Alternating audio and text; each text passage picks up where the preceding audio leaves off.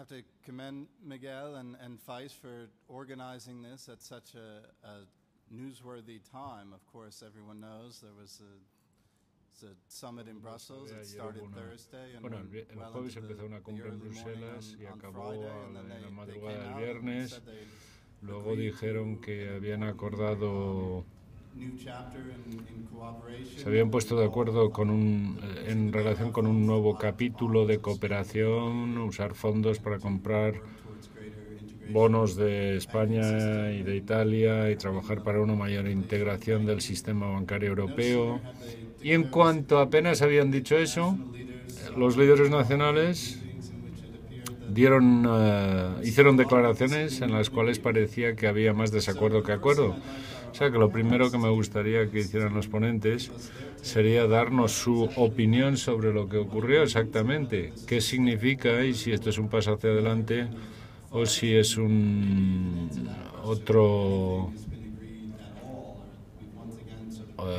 estamos ante otra situación en la cual no se ha acordado realmente nada, sino que se ha hecho un apaño. Si esto es un nuevo apaño o si esto va a ayudar a resolver la crisis. No hemos dicho quién iba a intervenir primero, así que voy a elegir a alguien así al azar. Florian, tú, por ejemplo, quizá quieras empezar, eres periodista, sabes reaccionar rápidamente. ¿Qué pasó? Tú estuviste allí, estuviste toda la noche siguiendo la reunión. ¿Qué es lo que ocurrió en Bruselas? ¿Qué es lo que ha ocurrido en los últimos 2 días?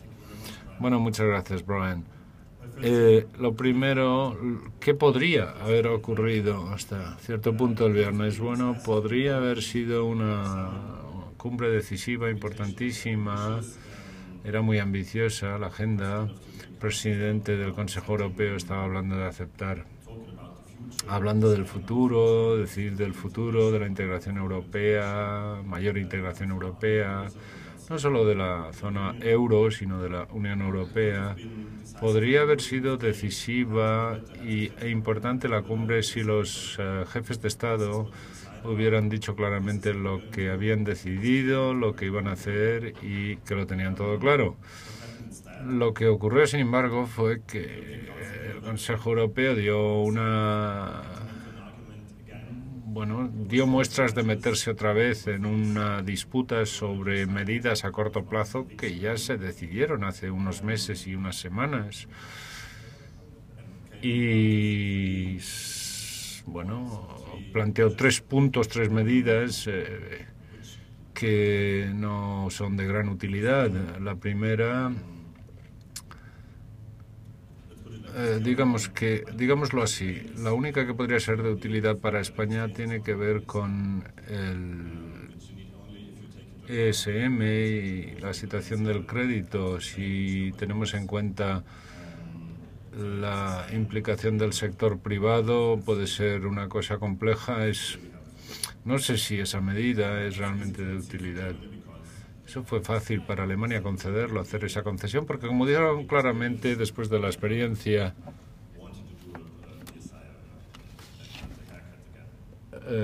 tal y como están las cosas, no iba a ser tan difícil después de todo lo que ha pasado. El segundo punto fue el de los bonos, ¿no?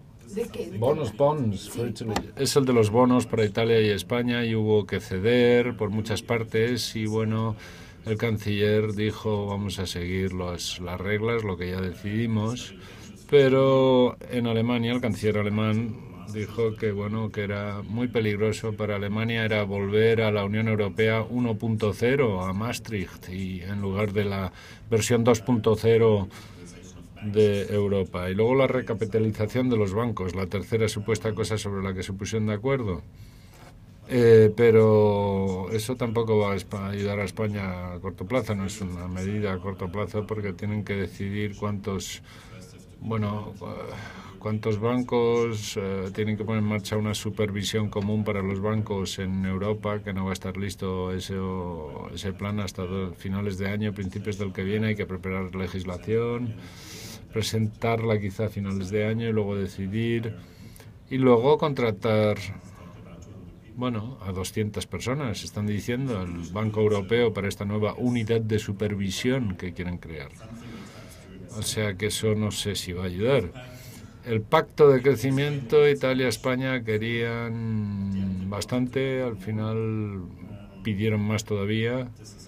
Esta es una medida concreta sobre la cual se puso de acuerdo a la cumbre, se supone, pero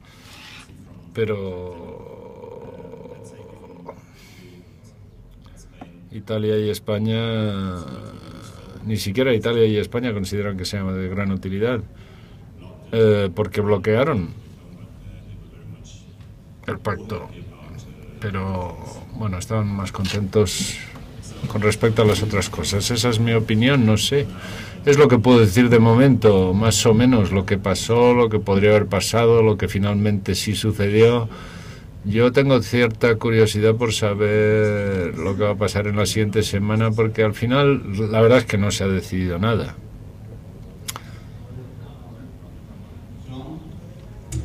Jean, ¿nos puedes dar tu perspectiva de lo que pasó o no pasó? Bueno, voy a discutir lo mismo, pero en un orden diferente. Sabemos los números, las cifras que se han planteado, se han presentado, están infladas, las cifras, los números. 120.000 millones no significa mucho.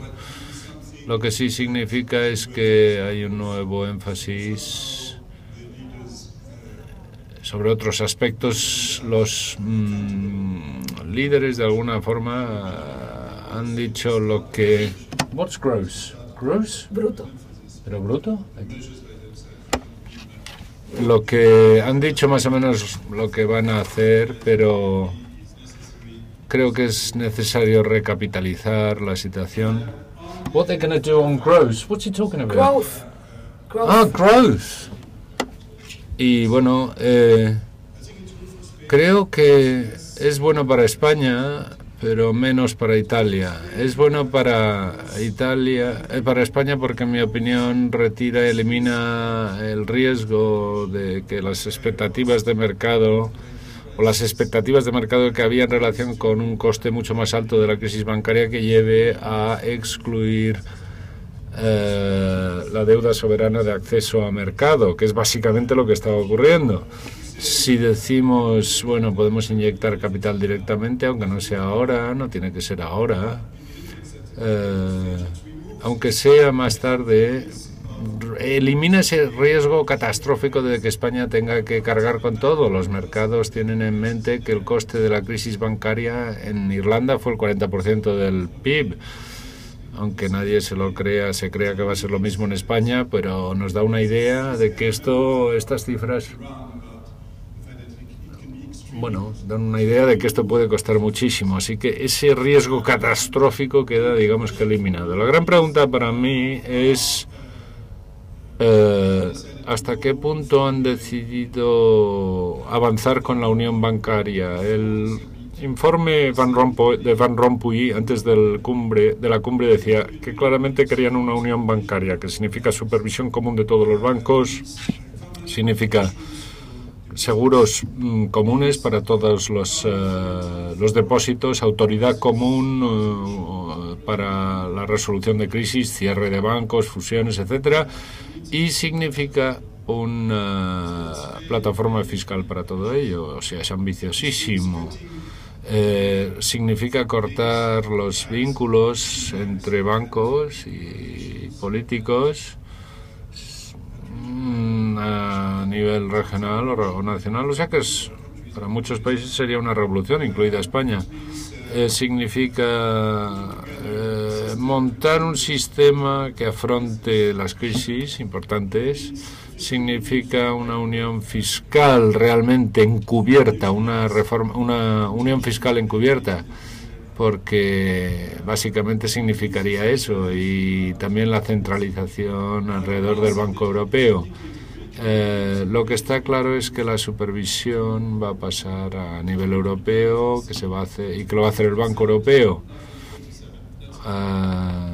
Para los 17, no para los 27, eso está claro, quizá con alguna disposición para los países que quieran unirse. Lo que no está claro en la declaración, aunque sí que está en línea con lo que he dicho, no hay nada sobre resolución de crisis, sobre seguros, sobre política fiscal, o sea que la cuestión es hasta O sea, ¿con qué velocidad va a ocurrir esto?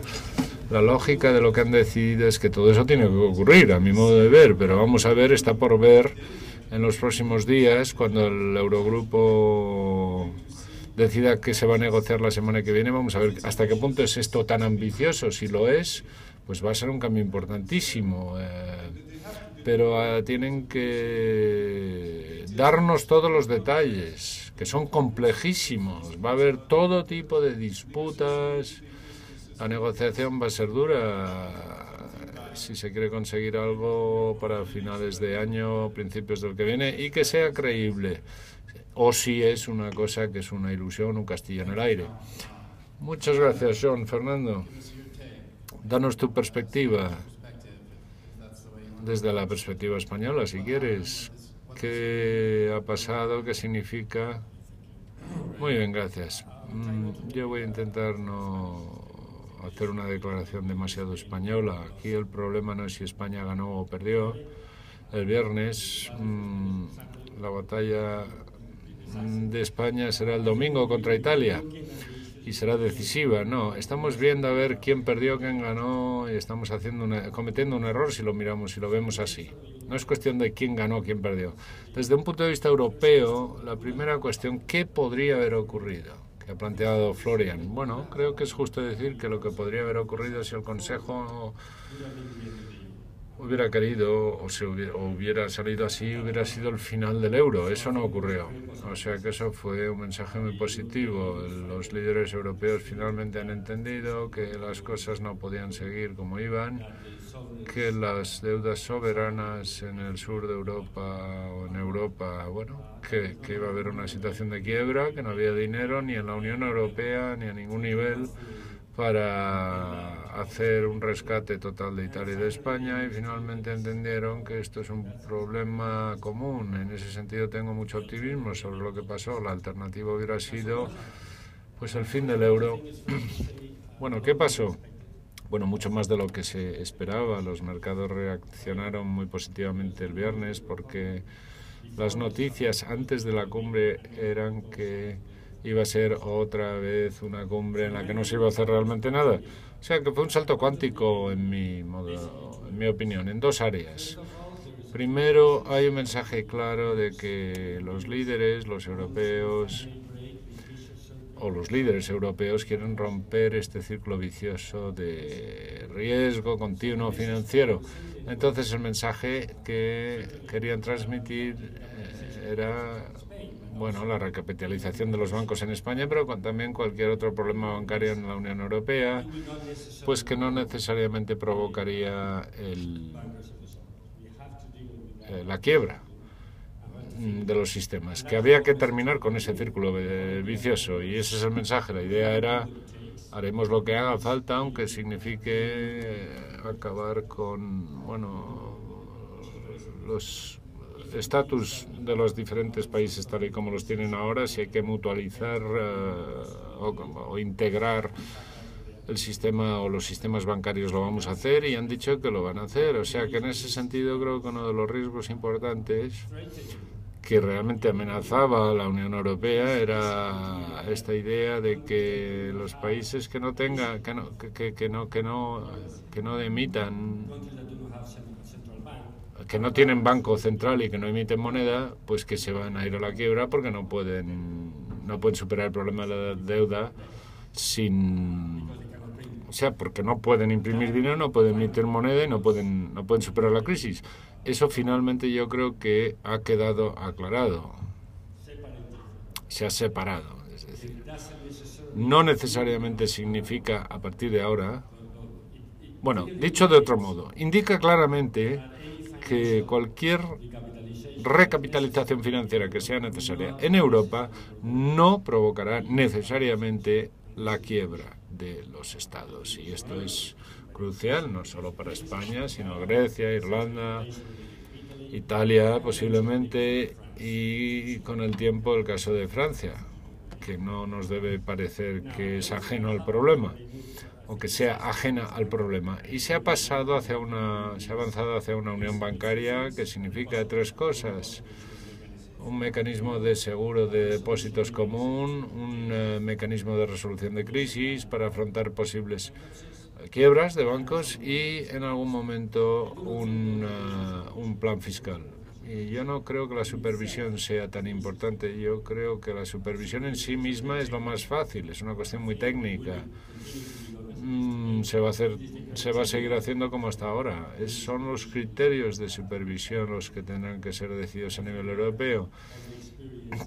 Y creo que tenemos experiencia, conocimientos, Basilea III, un montón de cosas. O sea, hay trabajo técnico que ya está hecho en supervisión bancaria que hará que sea fácil y que no sea, bueno, políticamente demasiado complejo. Yo creo que lo importante aquí es con qué velocidad vamos a pasar a un mecanismo, al mecanismo de seguro de depósitos y la política fiscal, porque el mecanismo de seguros ya se ha decidido. El dinero para recapitalizar los bancos en España vendrá de la Unión Europea y por lo tanto van a ser las autoridades europeas las que decidan cómo se haga la recapitalización. Eso es natural, eso es lógico, es un paso positivo en la construcción de Europa. Así que yo me siento muy positivo en relación con lo que ocurre. Pero hay tres problemas pendientes.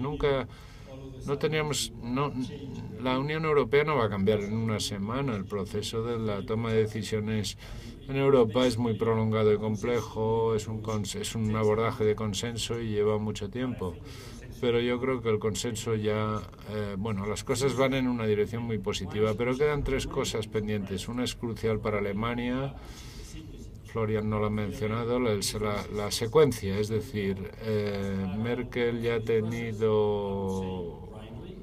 ha afrontado, yo diría que bien, este proceso, pero antes de que nos avancemos hacia la unión bancaria, tenemos que tener un acuerdo básico sobre cuál va a ser el coste fiscal y cómo se va a dividir el coste fiscal entre los contribuyentes de las diferentes naciones. Y yo creo que esa es la secuencia, o sea, ¿cómo se va a hacer? ¿En qué orden se va a seguir? Resumiendo, si los alemanes van a pagar la recapitalización de los bancos españoles, necesitan saber a cuánto asciende la factura antes y tienen que decidir cómo se va a gastar ese dinero. Eso es básicamente el secuenciado, es decir, el orden. Tienen que controlar el proceso antes de poner el dinero, lo cual parece razonable. Si vas a pagar, quieres saber cuánto y cómo. Y no creo que haya que objetar nada ahí. O sea, que ¿cómo se va a hacer? Esa es la primera cosa. La segunda es este juego de esta especie de campeonato entre naciones, pues que es un problema. Si nos alejamos de eso y olvidamos eso, pues podemos resolverlo. Pero esta pugna entre naciones es lo que me preocupa. O sea, las cumbres nos parecen campeonatos de fútbol, copas de fútbol, y mucha gente piensa que hay ganador y perdedor, y eso está equivocado. Pero es muy difícil erradicar esa forma de afrontar las cosas. Por supuesto, esto es un toma y daca. Hay una negociación internacional significa llegar a acuerdos sobre quién paga qué y quién recibe qué, pero tiene que haber un terreno común de que todos los jugadores estamos jugando el mismo juego. Es decir, todos ganamos si el resultado es positivo. Y yo creo que Bruselas ha transmitido ese mensaje. Yo creo que todo el mundo ha entendido que tenemos mucho más que perder si este juguete del euro se rompe. Y bueno, ahora estamos jugando, en la prensa internacional se sigue jugando a esto, con los electorados, en fin, pero esto me lleva a la tercera cuestión, que es la cuestión de la legitimidad. ¿Cómo vendemos estos acuerdos europeos a los electorados nacionales? Y voy a terminar, para no tomar demasiado tiempo, voy a terminar con una cita de los norteamericanos que también hay que estudiar, y no hay acceso sin representación, que se basa en el Boston Tea Party y en la Revolución Norteamericana. Pero aquí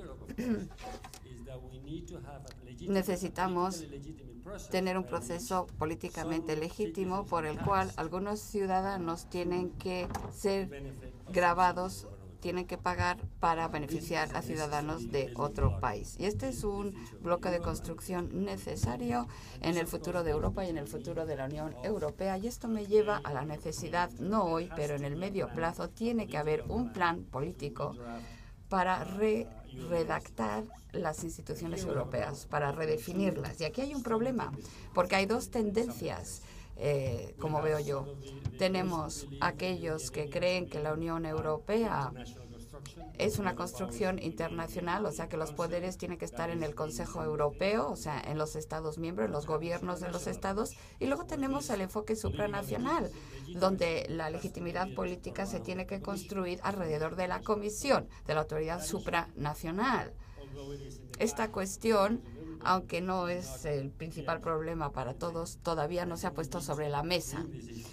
Y creo que hay que debatir este tema si queremos resolver el tema de la legitimidad y para obtener una solución estable y duradera para la crisis europea.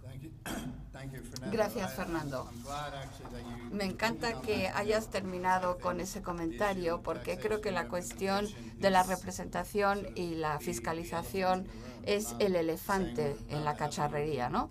No vamos a tener un Tea Party europeo, pero ya hay señales ya de tensiones políticas sobre esta cuestión. Mi opinión es que estoy de acuerdo contigo. Finalmente, si vamos a mantener unida la zona del euro, necesitamos una especie de autoridad fiscal a nivel europeo. Si queremos tener un sistema de rescate, supervisión bancaria, etcétera. Todas estas cosas cuestan dinero. Y aunque has dicho que se ha roto el vínculo entre la solvencia bancaria y la solvencia nacional, y esto es algo que ha surgido de este proceso, no hemos resuelto el problema. Alemania, que en este momento es más capaz de tomar prestado y pagar, va a ser uno de los países que lo va a hacer. Pero lo que hemos visto desde que empezó la crisis es que este universo de países de la zona euro con AAA de calificación se ha ido reduciendo. El número de países que ahora son capaces de tomar los fondos prestados necesarios para hacer esto está disminuyendo.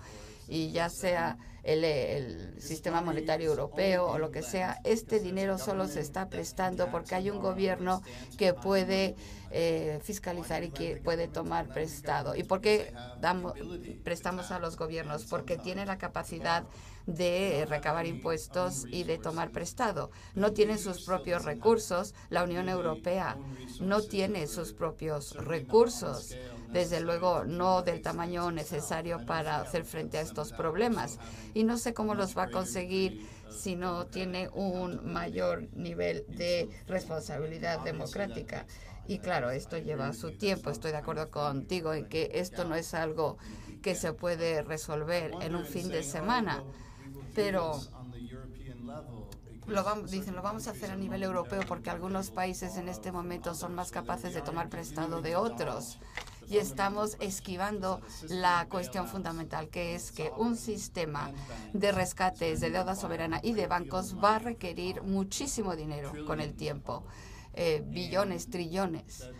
Y estamos reconociendo el hecho de que casi todo el dinero está en capital nacional y no quieren separarse de ello. Hay una especie de ilusión de que si hay, por ejemplo, el SM toma prestado, eso no cuenta. Y este es el modelo de rescate español. Irlanda tomó prestado el 40% de su PIB para rescatar, no exactamente a bancos irlandeses, en parte eran bancos alemanes a los que los bancos irlandeses le debían dinero. Y ese dinero acabó en las cuentas del Estado. Si yo fuese Irlanda estaría muy molesto. Son como los hermanos Lehman. Cuando el consejero delegado, hubo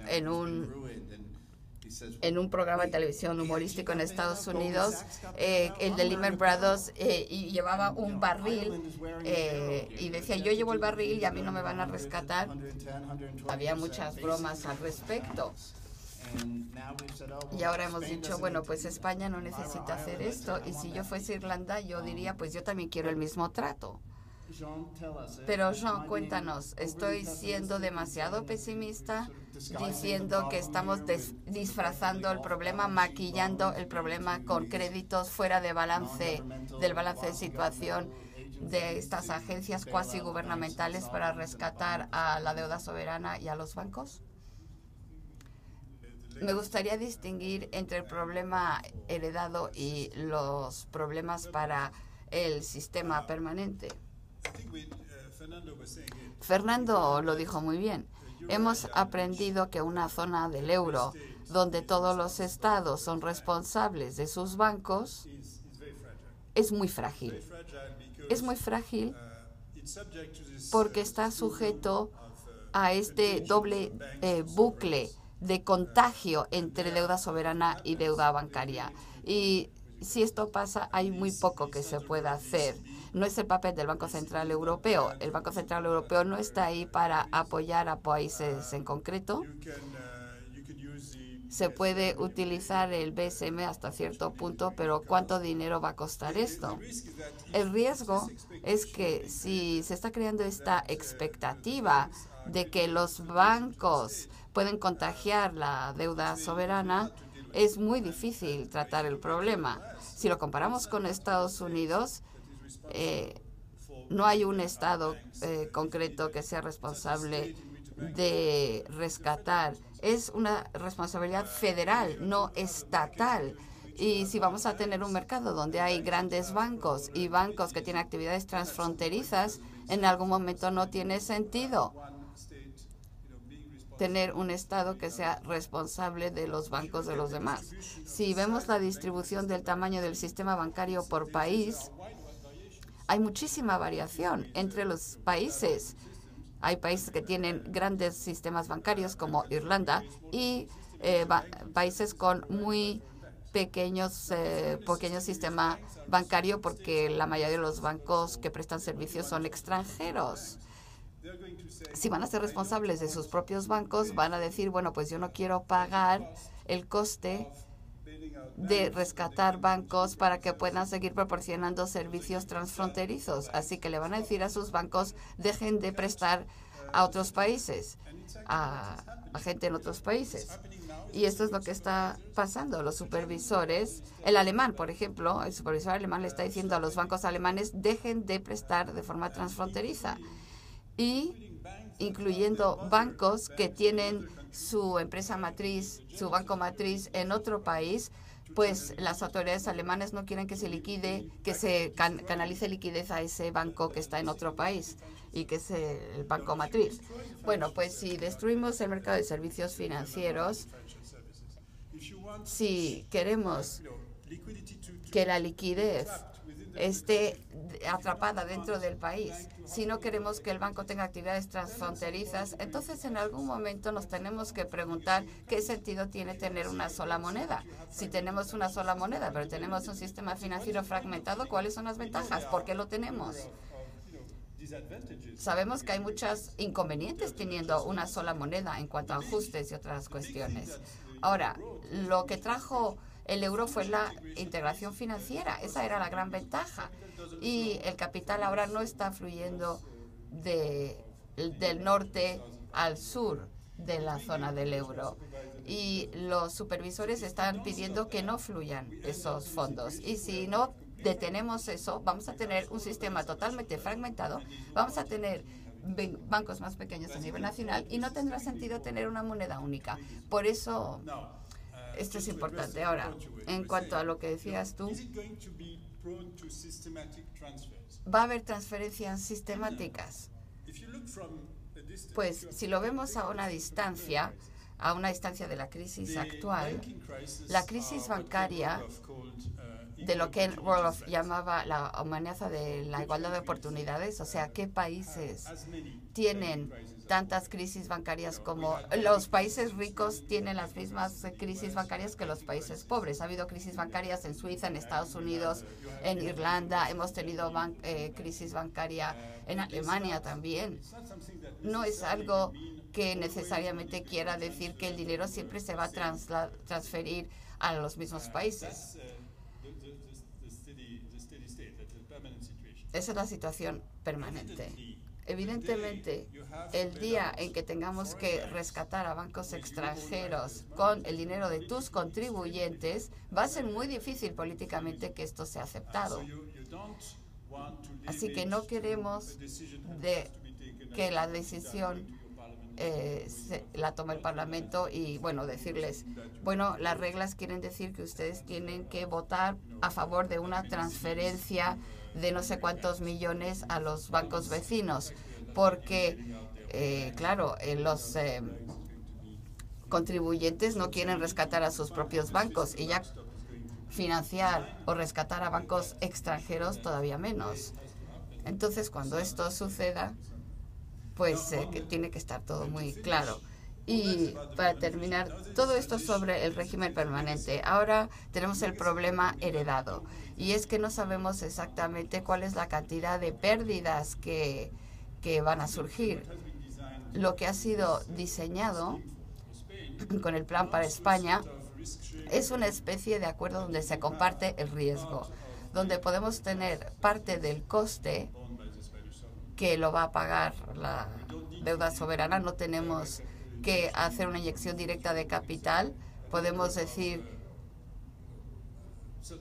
que un cierto coste lo va a tener que pagar la deuda española porque los errores se cometieron aquí.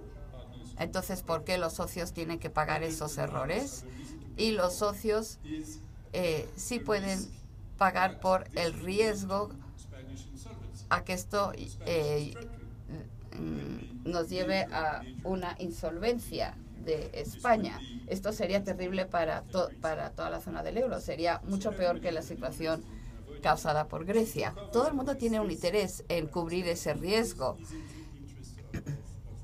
Eso le interesa a todos. Por eso creo que hay que verlo como un sistema donde se comparten los riesgos.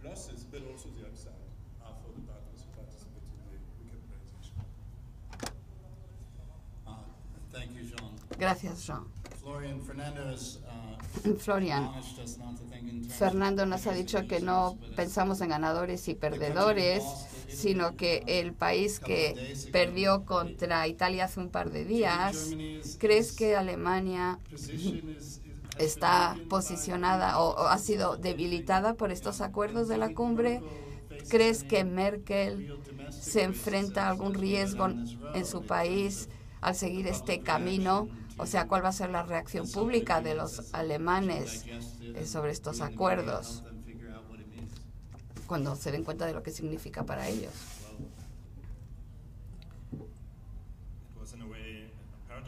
Bueno, era una situación paradójica en realidad para ella. Italia y España querían el pacto de crecimiento a la sombra del presidente francés. Lo consiguieron y Merkel tuvo que defenderlo porque el viernes tenía que presentarlo a su parlamento. Entonces ella no podía decir no. Dijo, bueno, pues dejémoslo ser. Y fue una nueva experiencia para ella. Lo que ha cambiado en Europa o en el equilibrio del poder en Europa es Mercosur, ya no existe. Luego contaba mucho en Monti, el primer ministro italiano, al principio. Quizás también cuente con él ahora, porque si vemos a los políticos que van a participar en las elecciones del año que viene,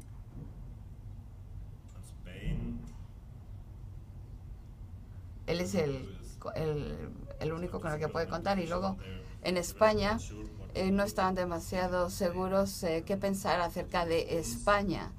Se han hecho reformas del mercado laboral, se han hecho reformas del sistema de pensiones, aún está por hacer la reforma de la supervisión bancaria y el sistema bancario, pero Mariano Rajoy es muy cauteloso.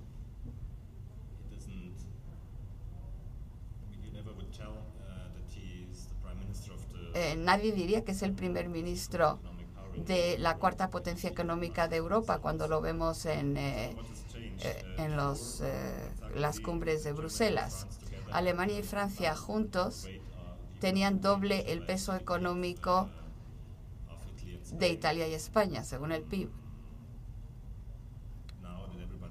Ahora que los alemanes están aislados, pues Alemania tiene la mitad del peso económico de Francia, España e Italia juntos. No hay que convertir estas cumbres en un campeonato de fútbol, desde luego. El viernes por la mañana, cuando Mario Monti salió a las 4:30 de la tarde, dijo algo que se podía interpretar muy fácilmente. Dijo, le he ganado la partida. No solo somos nosotros, sino ellos también. Pero estoy de acuerdo contigo, Fernando, en que así no es como hay que hacer política en Europa. Fernando, ¿cómo conseguimos crecimiento en España y quizás en Italia también? Pero sobre todo en España, porque cuando hablan del pacto de crecimiento hablan de 120.000 millones. Jean mencionó el hecho de que no es nuevo dinero nuevo y entonces el precio es exagerado.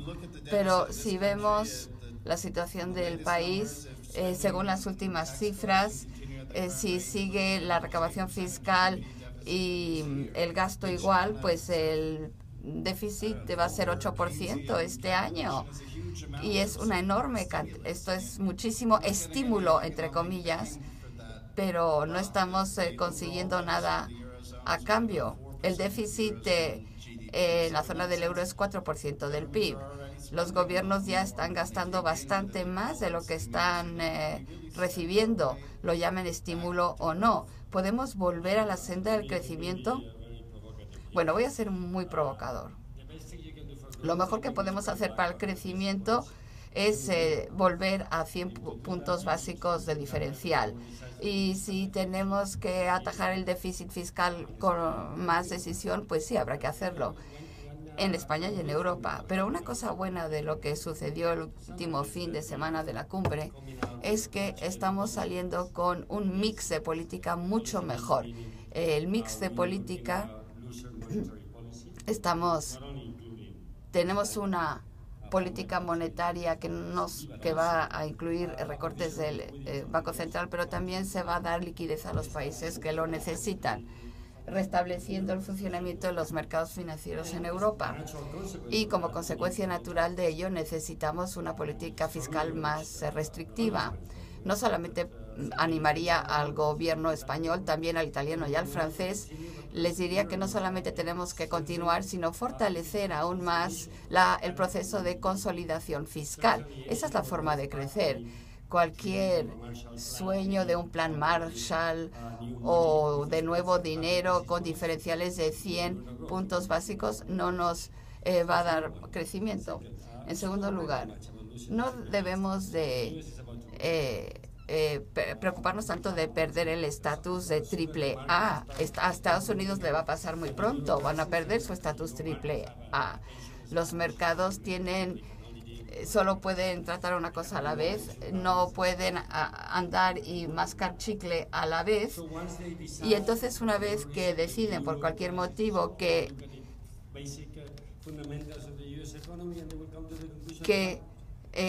si ven bien las cosas van a ver que Estados Unidos también está en dificultades y que va a perder su triple A.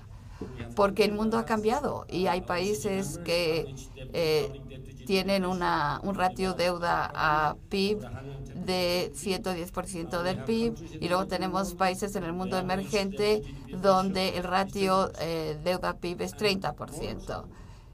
Y aquellos países que están muy endeudados, como los países desarrollados de la OCDE, no tienen crecimiento, mientras que los que no están endeudados tienen alto crecimiento. Por ejemplo, ¿prestarían dinero a una empresa que tiene mucha deuda y no crece? No. Lo que está pasando en el mundo es que aquellos que tienen el dinero, los chinos y los países exportadores de petróleo, no quieren prestar dinero ni a los europeos ni a los norteamericanos. Esto está agravado por la crisis europea, pero es un cambio fundamental en el equilibrio en el mundo.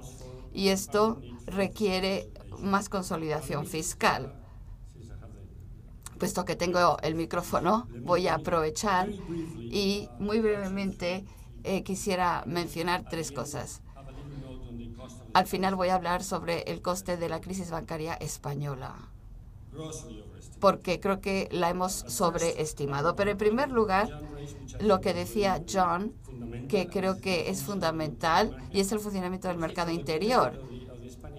Para el público español, les voy a contar un poco cómo el sistema financiero español trabajaba o funcionaba antes del euro. Teníamos regiones en España, regiones que ahorraban, colocaban el dinero en cajas de ahorro. Esas cajas de ahorro luego prestaban ese dinero a los bancos comerciales que invertían en la región. Entonces el dinero de Extremadura y Galicia se gastaba en Madrid y Barcelona, y los intermediarios eran las cajas de ahorros. En algún momento cambiaron las cosas con el euro. Las cajas de ahorros empezaron, en vez de ser tomadores de depósitos netos, daban crédito también, y bueno, y luego quebraron por ello. Pero luego y los alemanes era el que el sistema se financiaba como se supone que se tenía que financiar en un mercado único, pero las regiones que tenían muchos ahorros, los alemanes y los holandeses, invertían ese dinero en otros sitios como Italia y España. Y claro, esas inversiones nos las cargamos. Y el error fue en ambos lados de la ecuación. No invertimos bien el dinero, pero desde luego aquellos que nos prestaron el dinero tampoco nos los prestaron bien. El problema ahora es que hemos llegado a la conclusión de que la forma de tratar este problema es romper el mercado europeo y tenemos que renacionalizar los sistemas financieros. Y este es un gravísimo error, porque nos llevaría atrás 10 años y toda la Unión Europea se rompería. Entonces, lo que tenemos que tener, y eso es lo que se está ya creando en cumbres como la de ayer, es una infraestructura fundamental para un mercado financiero único en Europa, que es la unión bancaria. Y así podemos prestar un banco en un país puede prestar a otro banco en otro país porque el riesgo está compartido. Esta es una necesidad. O bien hacemos esto o volvemos a renacionalizar los sistemas bancarios en Europa y volvemos a nuestras monedas nacionales. Afortunadamente, el viernes se decidió que íbamos a dar un paso adelante hacia un mercado único europeo en mercado financiero. Esto no va a pasar de un día para otro, pero mientras tanto hemos inventado algo maravilloso que se llama el ESM, actuando como inversor para establecer un límite a los diferenciales. Y eso lo hicimos el viernes. Mandamos un mensaje que se van a mantener los diferenciales a un nivel razonable. Razonable quiere decir que tiene que estar relacionado a los fundamentos macro. Y si un país quiere que el ESM actúe para poner un límite a los diferenciales, entonces habrá que tener una política común fiscal. Y este es el debate que va a haber la semana que viene. ¿Cuáles van a ser las condiciones? Y también están las propuestas. Y el BBVA la semana pasada sacó otra propuesta sobre cómo este mecanismo de objetivos de diferenciales vinculado a los fundamentales macro tendrá que implantarse en Europa para asegurarnos, para garantizar a los alemanes de que el dinero que inviertan en el sistema financiero europeo no se va a desperdiciar y que está sujeto a condiciones. Esto va a pasar, de esto se va a hablar la semana que viene, y este es un desarrollo muy positivo para crear un mercado único europeo, igual que el gobierno de España está intentando disciplinar a las regiones, porque evidentemente si vamos a rescatar a las regiones, pensémoslo en términos españoles, queremos asegurarnos de que ese dinero se gaste con sabiduría y hay que establecer condiciones a priori antes de rescatar a las diferentes regiones. No importa quién esté liderando esas regiones, todas están en bancarrota. Ahora, una cuestión sobre la crisis bancaria española. Las cifras que se están manejando están sobreestimadas, en mi opinión, sobrevaloradas, pero también están subestimando lo que ya se ha gastado. El sistema financiero español ya se ha gastado casi el 15% del PIB de sus propios beneficios a través de provisiones para recapitalizar el sistema. Y es mucho dinero, 150.000 millones de euros, el 15% del PIB, que el sistema financiero mismo ha podido poner en provisiones para la recapitalización. Ahora, si vemos las crisis bancarias históricas, el coste medio era el 15% del PIB, más o menos. Ahora, dada por la crisis irlandesa, nuestra estimación ha sido del 25% del PIB, que es una exageración, creo yo, pero aunque fuese el 25% del PIB, ahora el sistema bancario español va a invertir 100.000 millones a través de esta nueva línea o rescate o como lo queramos llamar, que han negociado ya las autoridades españolas con la Unión Europea, que va a hacer que el coste potencial sea el 25% del PIB. Y no hay ningún motivo para que la crisis bancaria cueste más dinero que eso. Habrá decisiones muy difíciles que habrá que tomar. Algunas de estas decisiones se van a tomar a nivel europeo, afortunadamente, en mi opinión, pero no hay ningún motivo para estimar que el coste final de la crisis bancaria en España de ninguna manera ni siquiera se va a acercar al 25% del PIB. Y les voy a dar un último dato antes de pasar la palabra a otro. Hay una exageración de cuál va a ser el impacto de los préstamos hipotecarios sobre las pérdidas de los bancos.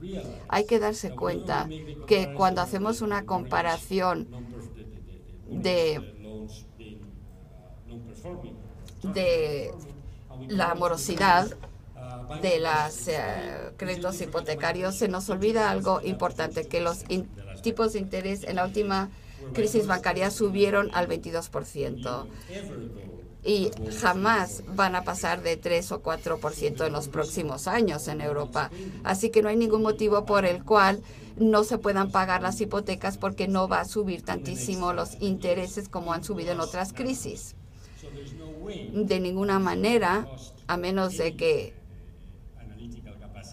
hayas perdido todos tus ingresos, pues no creo que haya mucha morosidad de las hipotecas y que eso tenga un impacto en el sistema bancario. Por eso tengo gran confianza de que nunca vamos a tener un impacto tan impresionante como del 25% del PIB. Ahora, hay que insistir que sobre el impago de la deuda soberana, estimamos el coste de las participaciones de deuda soberana en España como un pasivo para los bancos y por lo tanto hay que hacer provisiones para ello.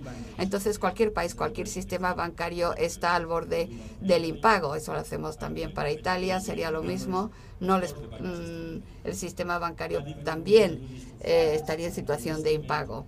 Pero si lo hacemos para Francia, el cálculo, y vemos que no hay unión bancaria, el diferencial entre entre Francia y Alemania es muy grande, bueno, pues tampoco va a haber esos problemas.